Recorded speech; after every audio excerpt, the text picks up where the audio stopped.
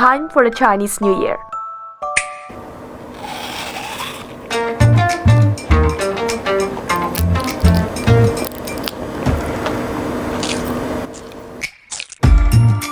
I got them all. They are necessary purchases, but only a tiny part of what we need to buy to get ready for the festival. Apples and oranges are just traditional way to wish for an auspicious new year. And the nuts and dried fruit are traditional tasty snacks. Well, these can all be easily found at supermarkets, but that's not where I got it. I picked them up here, the delivery room at our office, where couriers drop off our parcels. This is from northwest China's Xinjiang, this one from Yunnan, this one from a county in Shanxi province. They've come from rural areas across the country to here, Shanghai, on China's east coast. Yes, I ordered them all on the phone. He's so fun. This is the e-commerce live stream. What makes my purchases different this time is the produce all came directly from the farms. This package of produce from Xinjiang, for example, almost 4,000 kilometers drive away from Shanghai. The oranges from Sichuan province, around 2,000 kilometers away. The apples from Luochuan County in Shanxi province have traveled 1,500 kilometers. Peanuts from Yunnan more than 2,000 kilometers away. The raisins and the dried red dates are also from Xinjiang. I made all these orders while watching live streams by farmers. Their down-to-earth style has turned out to be pretty popular with people in China's big cities. Even those of advanced age are getting in on live stream shopping, shattering the stereotype that old people can't use smartphones. I often watch live streams. I buy whatever I like. I bought walnuts, dried red dates, lotus seeds, dried yams, and bamboo shoots. And the farmers turn out to be very engaging on camera.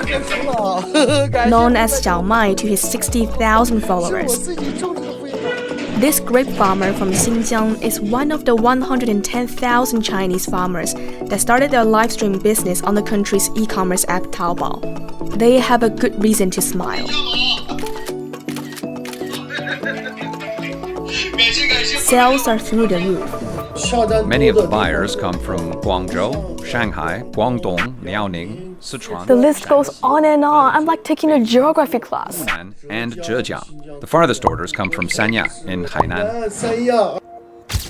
That may not come as a surprise, as China has had 1.08 billion internet users as of June 2023. That was more than 3/4 of the nation's total population.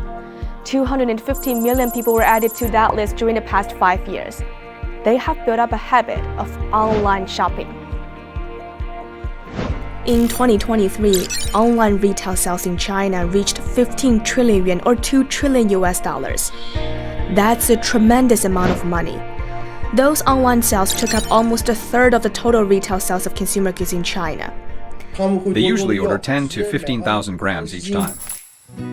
His sales started to take root and sprout during the pandemic, but it's now become a full-time business, as it's created a new profitable way to make the deals that cut out the middlemen.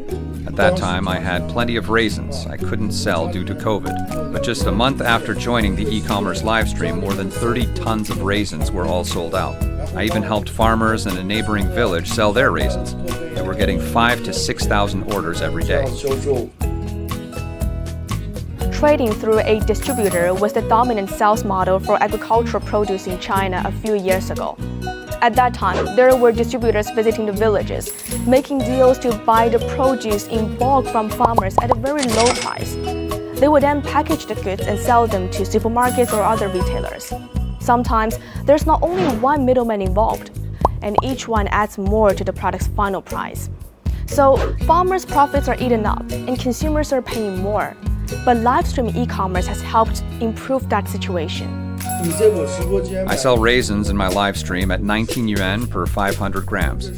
9 yuan is for express delivery, and the remaining 10 yuan all goes to the farmer. But if there's a dealer, the dealer pays only 5 or 6 yuan per 500 grams to us for the raisins. And then they sell it at 20 to 30 yuan per 500 grams. 在线上卖的话，20多、30多，它是这样子卖。 The increasing popularity of live stream sales has grown to the point where the annual volume of his direct sales is now outpacing sales to distributors and dealers. Take my order for example. 500 grams of dried red dates from Xinjiang cost me 9.8 yuan or $1.40 US. At normal supermarkets, the price could be double. 2,500 grams of apples from Shanxi cost me 37 yuan, so around $2.20 US per kilogram. But at a supermarket, it could cost me a third more.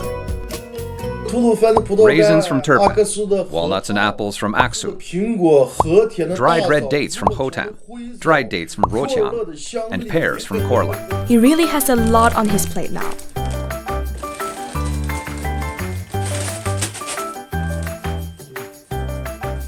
He's no longer just selling his own produce.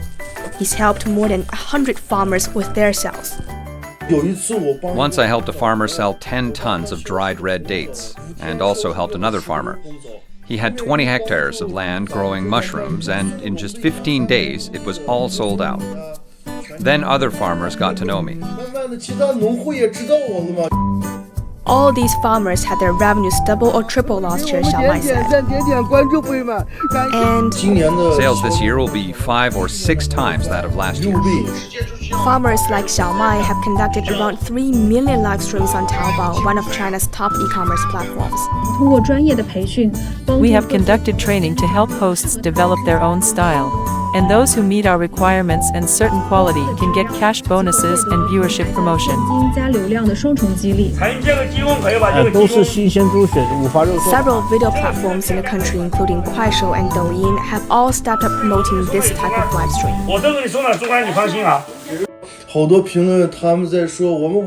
There are many comments saying we 56 ethnic groups are a family. They say, cheer up. I'm from Henan, I'm from Beijing, I'm from Guangzhou. We back you up. I feel so touched. I'm in Xinjiang, and they are several thousand kilometers away. They are so supportive. So now we can see how the evolution of internet technology has brought about new online business models and how the orders have been piling up. But don't forget, people are actually buying stuff. They should receive the products as soon as possible after they make the purchase. As Xiaomai said, the products sometimes have to travel several thousand kilometers. So without the access to an efficient and affordable express delivery, all this growth wouldn't be possible. My orders, for example, traveled thousands of kilometers in less than 5 days. To see how it's managed, I visited a cold chain logistics center in Shanghai. This is a huge distribution center. The sound you can hear is machines moving parcels around. Every day, more than 800 tons of goods are transferred through here. All goods first traveled here through main routes between provinces, like highways. Next, they will be sent out to nearby places in the Yangtze River Delta region. The transport cost on main routes between provinces is roughly 1 yuan per kilogram, and the cost is largely lowered within the special development regions. For example, if you transport 3 kilograms of beef and mutton directly from Inner Mongolia to Shenzhen, it would cost nearly 70 yuan. But with the new mode using these shipping hubs, the cost is kept below 25 yuan. It's an almost 2/3 drop compared with direct delivery from the farms to the final destination. There are now 7 of these large cold chain logistics centers, all in major cities. Each of them covers a certain urban region. The one in Beijing is responsible for parcels heading to the Beijing-Tianjin-Hebei urban agglomeration. The one in Guangzhou mainly serves parcels ordered by people in southern China. Those in Shanghai and other smaller centers cover the whole Yangtze River Delta region. For smaller farm owners, live streaming combined with centralized shipping is also helping cut costs even further. In a village growing apples in Shanxi, for example, there could be 3 to 5 live stream hosts. Together, their produce could fill up a 9.6 meter long truck, directly heading to the distribution center in Shanghai. That removes the need for 3 to 4 smaller trips. Every day, 1/3 of express deliveries in China go to or come from rural areas. For farmers in agricultural regions, faster, cheaper, and new ways of transport have allowed them to turn their crops into profitable products for urban foodies.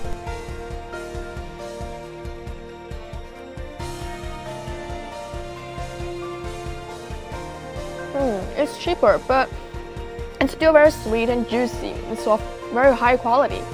Well, with all these tech and service upgrades, the hope is that this Chinese New Year, the Year of Dragon, will bring a boon for the farmers and buyers in big cities.